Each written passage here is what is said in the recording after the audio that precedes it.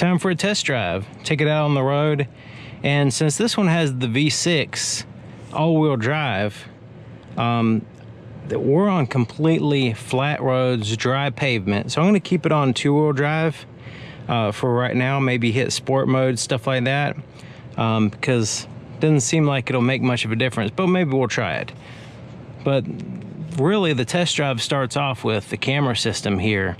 And I've went into detail on this in my other videos, but just to hit on this again, really advanced system here with a top-down view. You can see the curb in front of me. When I put it in reverse, it gives us the back view, and of course still the top-down view and all the other awesome views.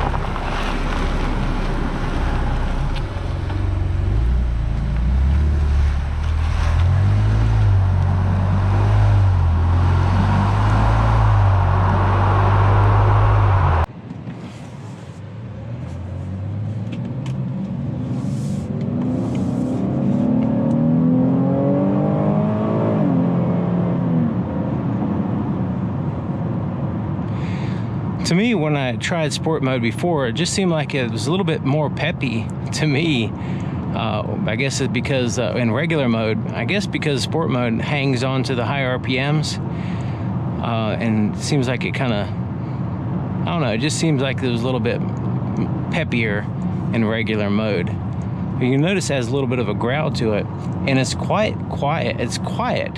So I don't know, this camera does a fairly decent job of, you know, picking up background noises and stuff. And, you know, some vehicles are really loud, but this one, I notice I can hear a little bit of road noise now, but it's very, very insignificant, especially when I'm playing music. Just a little tiny bit of music in the background drowns out all the background noises. I mean, I was driving in the rain and it was splashing through puddles and everything, and I was listening to music and I completely didn't hear anything outside. It was really enjoyable.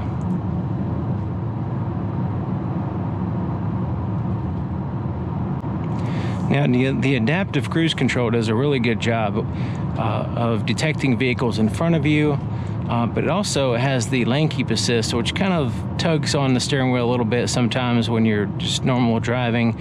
If you don't pay attention to the lines, sometimes you get a little close, it kind of tugs the steering wheel. A little green car down here in the gauges, just letting you know there's a vehicle in front of you that this vehicle detects.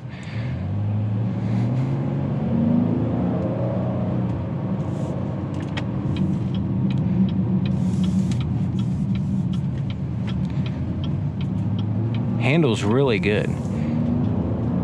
As you can tell, this vehicle is intended for on-road use. It's not a soft boaty type feel. It's a really solid, stiffer suspension for that handling on the road, and for the weight of this vehicle, it doesn't feel like it's a heavy SUV. It feels very nimble and fun to drive.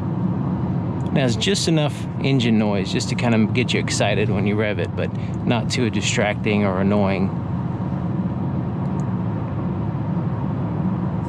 So I'm gonna resume the adaptive cruise control and let it go ahead and get close to this vehicle and then kind of slow itself down. I really like the way the gauges, this is the sport mode gauges, in which it represents gives you a digital representation of an analog speedometer, but it has a little green line. I don't know if you can see that, showing you where your cruise control is, and then your red line is what your actual speed is. So you're actually slowing down and matching the speed of this vehicle in front of us, which is nice. Have little indicators down there at the bottom as you drive, letting you know what your cruise control is doing, your distance, and whether there's a vehicle in front of you. So I'm going to go ahead and apply the brakes now. This is going to disengage adaptive cruise control because the speed limit has changed down here to 35. I could, of course, adjust the speed here if I'd like. You can feel the significant bumps in the road. but it's not like a really jarring feel. It doesn't, you don't really feel it like it's annoying. It just, you can just tell they're there.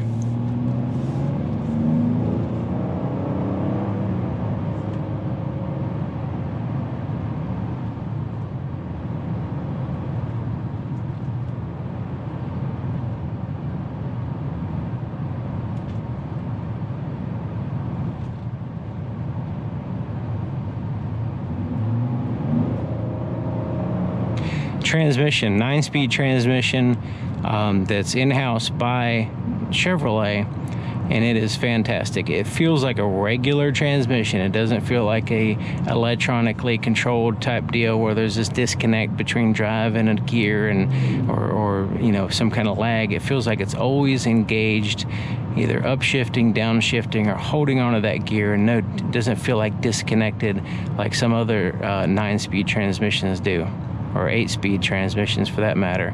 It's a really solid feeling transmission, one of my favorite transmissions in a vehicle. Now the lane keep assist kind of tugs the steering wheel. It doesn't follow the road, but it gives you a green indicator light letting you know that the lines are adequate enough for it to understand. So when that green indicator light is not on, then that lane keep assist is not going to do a very good job. It may not even work at all. I really like the digital camera screen here for the rear view mirror versus the regular rear view mirror. It gives me much better visibility behind the vehicle, and it's the appropriate brightness and all that stuff. So that's a really good feature, I think.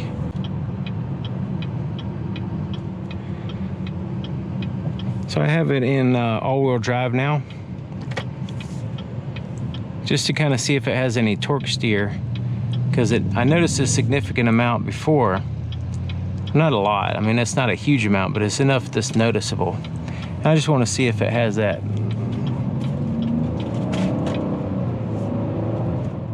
Yeah, seems like that helps out a little bit with the all-wheel drive.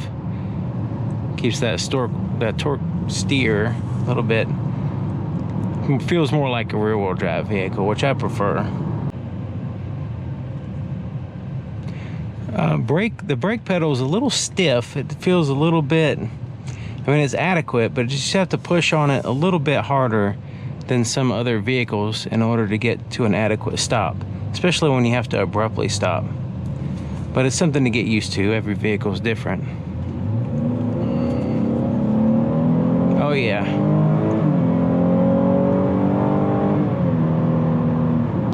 Yeah, no torque steer there. When you put it in all-wheel drive, no torque steer. Feels really good. Yeah, that's really awesome. Sounds good too.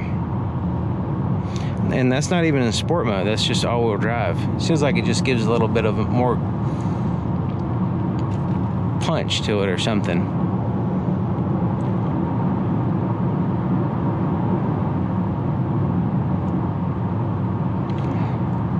So I'm going 62 and the RPMs are around 1600 RPMs. Now I wish there was a way to turn off the auto stop feature. I've looked everywhere. I haven't been able to find a way to turn it off. It doesn't happen a lot in this particular driving environment, but there is several times in which I will stop at a stoplight and it will turn off the engine. And I don't really care for that, so I really would like a way to turn it off. That would be nice, especially if you can just turn it off and it stays off. Just to have that option. Some people like it, some people don't, and if you have the ability to turn off an option that, you know, like that, I think that would be good. Because as it is, it's just on and there's nothing you can do about it. Blind spot monitor system works really good. You see a little indicator there when there's somebody in your blind spot. You don't want to rely on that 100% though, because people go in and out of your blind spot. You notice it doesn't work until they're in that area back there, not just beside you.